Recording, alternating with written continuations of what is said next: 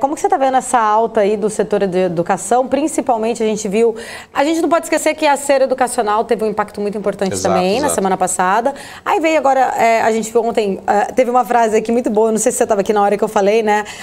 O pessoal de Cogna aí falando que os humilhados um dia estão sendo exaltados, que a gente viu o Cogna saindo muito bem ontem. E veio aí ontem aquela notícia aqui no estado de São Paulo, principalmente das aulas presenciais voltarem a ser obrigatórias. Aí alguém, eu não lembro mais, desculpa quem foi que perguntou, mas alguém tinha perguntado como que você estava vendo aí o setor educacional.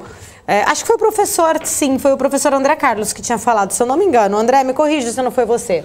Vamos lá. Então, inclusive, a gente estava fazendo uma reunião lá em cima, no time de análise, antes de entrar aqui no jornal, e foi uma das pautas que eu levei para essa reunião de análise de estratégia. Eu falei, pessoal, precisamos, depois de junto lá com o projeto também, precisamos começar a voltar a conversar sobre o setor de educação, né?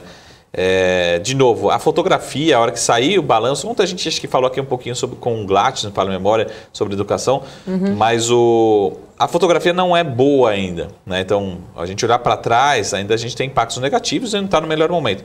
Mas como você falou, a Ser mostrou uma expansão de 30%, né, na abertura, na captação de alunos. Então, de novo, como a gente falou, serviços aqui. Talvez você não consuma mais o celular que você está falando. Pô, mas será que com o celular eu consigo pagar 1, 2, 5, 3, 10 mensalidades de uma graduação que vai me trazer um novo nível, né, de salário daqui a 2, 3 anos? Sim. Então, eu vou voltar a olhar para a graduação, para a pós-graduação, né? Olhar para esse serviço. Então, eu acho, a minha leitura, que talvez os resultados ainda não serão bons, né? Pode ser até mal recebidos, dependendo do resultado, mas daqui para frente, notícias como essa da Ser podem ser mais constantes. Eu lembro quando saiu a notícia da Ser, a Edux também por vários dias, a Cogna, chegaram, até a gente estava fazendo essas contas, os analistas gráficos me ajudem aí, mas fala a memória, as empresas do setor de educação devem estar subindo na média mais de 10% nos últimos dias, né? Tanto Edux, Cogna, Ser, todas as empresas do setor. Então, a gente pode ter uma sequência de notícias positivas, né? Então, é essa discussão que a gente está tendo lá no time de análise agora. Será que agora é o melhor momento? Ainda vem notícia ruim?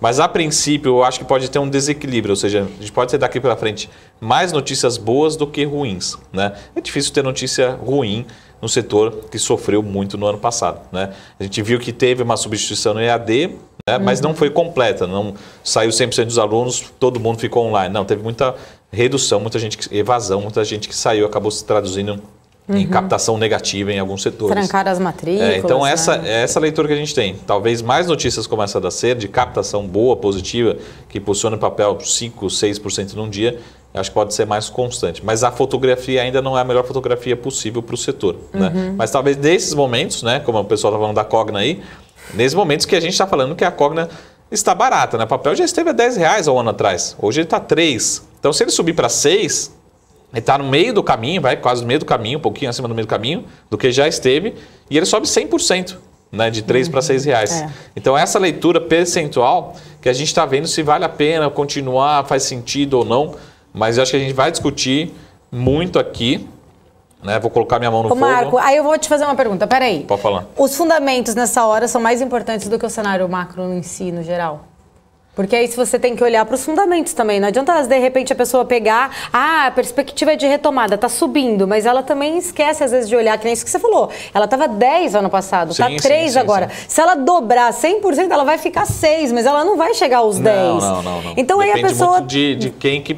Até o pessoal aqui que entrou, tem muita gente que entrou e corre a R$10, a R$9. Então, né? Às vezes vale...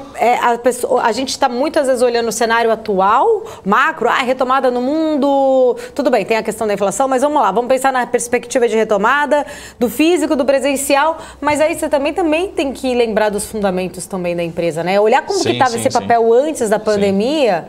Para ver se ele vai ter fôlego de recuperar o que ele era antes. Principalmente quem quer entrar, né? Eu quero dizer mais para quem quer entrar no papel. Precisa ver teve muita empresa, não só em educação, mas que teve que se endividar, né?